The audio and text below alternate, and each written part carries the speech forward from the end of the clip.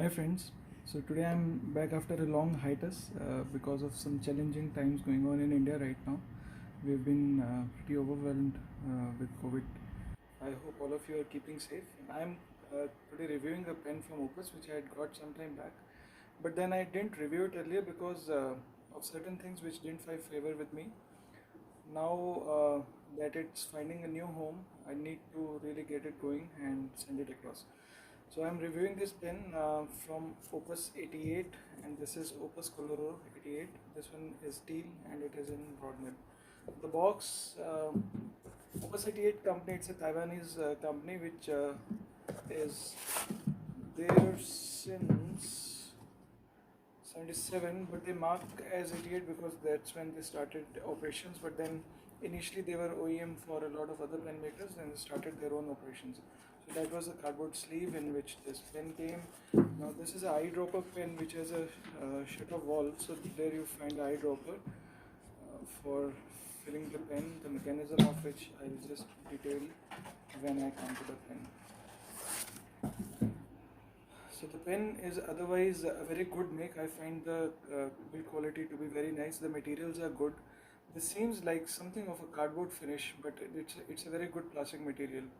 The acrylic on the barrel is good. It is translucent, so you can see the ink levels. Although it's pretty dark, so you'll have to hold it against a very bright light. The same material is replicated again in the middle part of the barrel, so it is pretty tough to make um, this kind of a construction.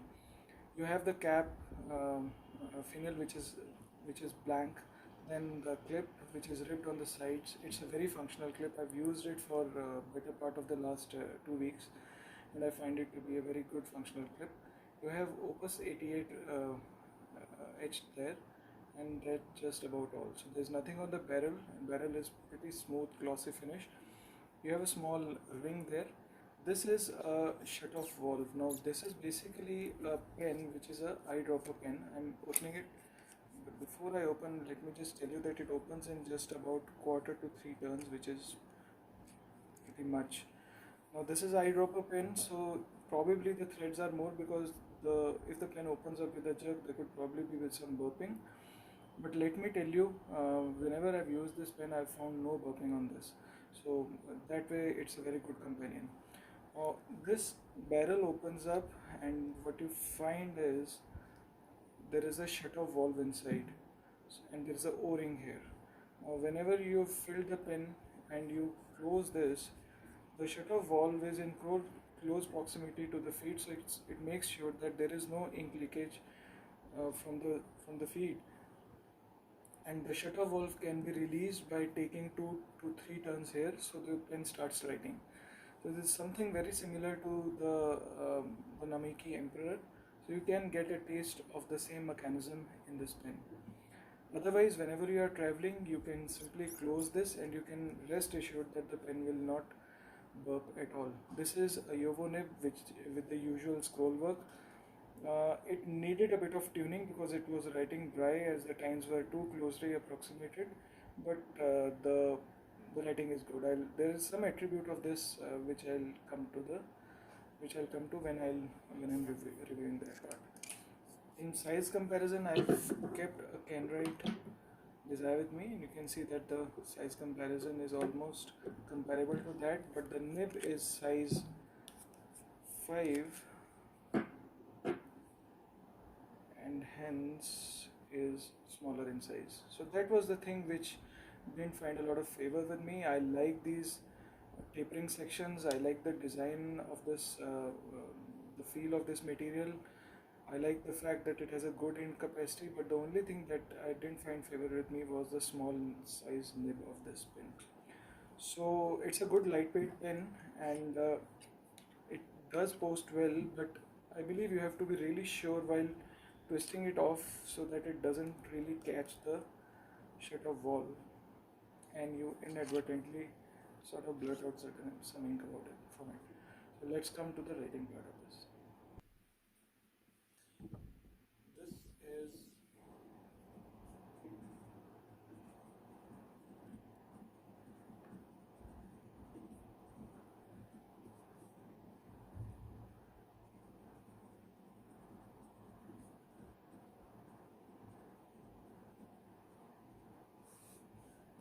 The ink is Krishna Pakiza.